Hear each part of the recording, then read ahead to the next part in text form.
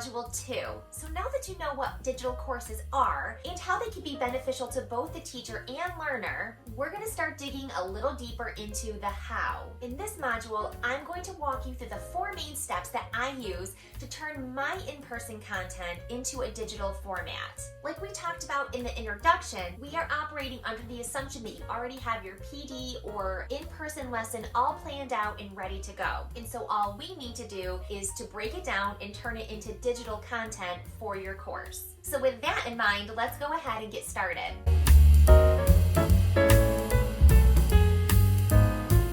Depending on the style of your in-person workshop or lesson, you may already have a learning sequence of sections or smaller topics within the main topic. If not, you will need to begin by breaking your information down into smaller, more manageable parts for the learner. Begin by reviewing your workshop or lesson and sort your content into smaller sections or topics that fall under the umbrella of your main topic. These sections of smaller topics are what will become your modules for your digital course, so that when put all together will allow the learner to meet the course objective. So as you're breaking down your topics to plan out your modules, just keep in mind that you won't be there to guide the learner. So you must have your content organized in a step-by-step format that gets them from start to finish. Once you have your main topic broken down into smaller topics or modules, you need to make a decision about where you're going to want to include your course's introduction or welcome and the closing. At some point, you're going to need to welcome the learner to your course or your lesson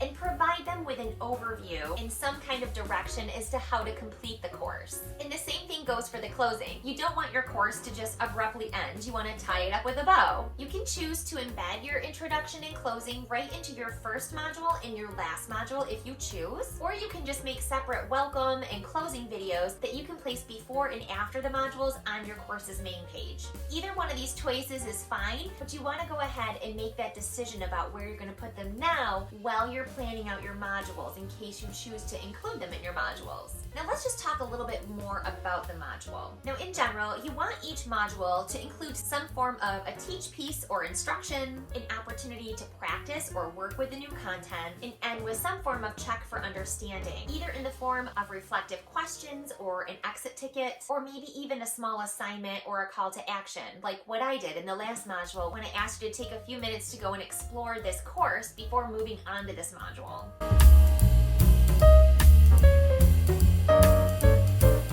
Once your content is broken down into the modules, you will now need to plan the instruction piece for each module. And this should really be done for you mostly because you've already created the content. In this step, you're just going to take all the things that you would normally have to say or teach in person and just convert it to a digital format.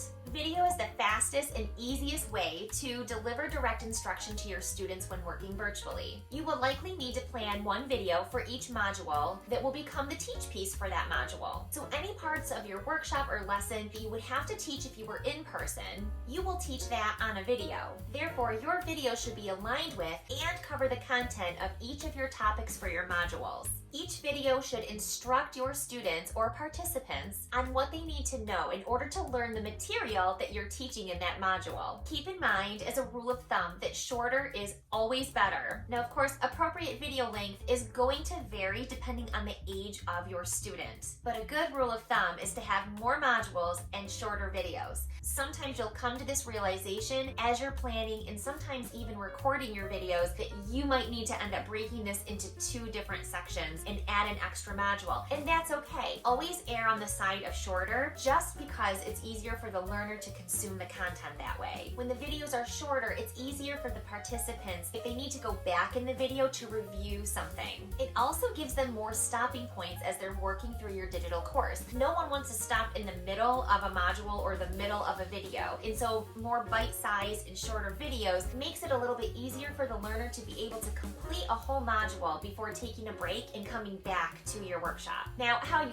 physically create your video is going to depend on a lot of different factors, such as your understanding and experience with technology and video creation, how much time you have to work with, and your access to technology and different editing software. How to create your videos would be an entire course all on its own, so it will not be something that we cover here in this workshop. If you feel you need more support with creating your videos, then I recommend using YouTube to help you get started.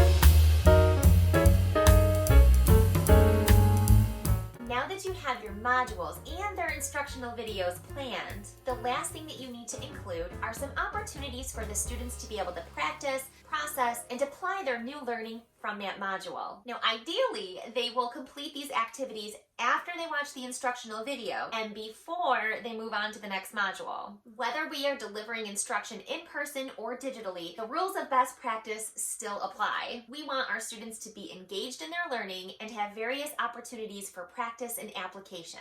So you probably already have some sort of handout or activity that you prepared to go along with the content that you're teaching. So using the resources that you've already included for your in-person content, you can just take a look at your modules and make decisions around where your resources fit best in your digital course, and then you can just include them in those modules. If you don't have enough activities or practice opportunities to put in each of your newly created modules, you can easily embed some reflection questions, a supporting guide or graphic organizer, or some sort of activity that will help support the learner. Now don't worry, in a later module I will show you how to get your modules and your other materials physically into the PDF and accessible by your learner. But for now, just know that everything needs to be in a digital format. And nowadays, most papers or handouts are already created in a digital format anyways. But if not, you can easily turn pages digital by scanning them using either an app or even a copy machine.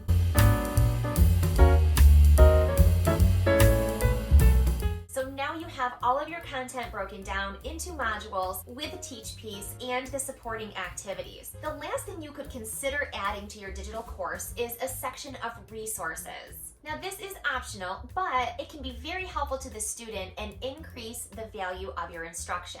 Now these resources can be anything that will help support the learner in mastering the content of your course, and they do not have to be things that you've created yourself necessarily. In fact, a resources section is a really great way to include information that's presented in a variety of ways that can help to meet the diverse learning needs of your students. Things you might want to include in your resource section could be guiding notes that outline the course for easy reference, a planner or organizer that helps the learner apply their learning and create a new product. Include checklists, maybe that outline the steps of each module as a quick reference to scaffold or practice the application, or just to reference important skills or standards. You could include more videos, either that dig deeper into the content or to even expand on a topic. These videos can be created by you, or you can find videos recorded by somebody else, such as a TED Talk video, or videos from other websites like the History or Discovery Channel or National Geographic. You could include podcast episodes, online collaboration activities like a Padlet, digital games, or other opportunities to practice the new skill, specific articles, books, or even a read aloud. Your resources can include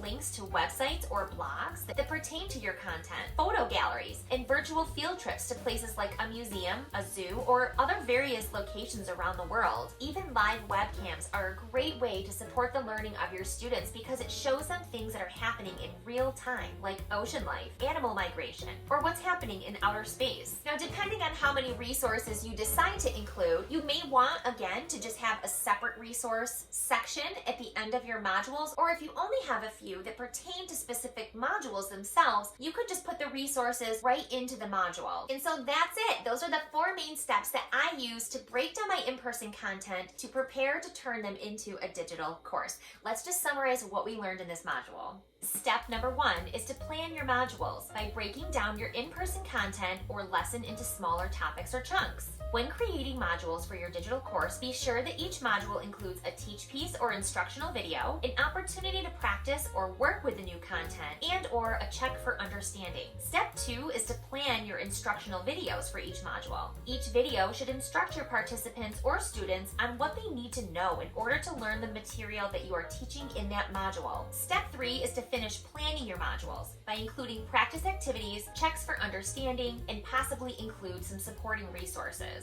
And step number 4 is to go ahead and add a resources section if you feel like that's something that's going to increase the value of your instruction.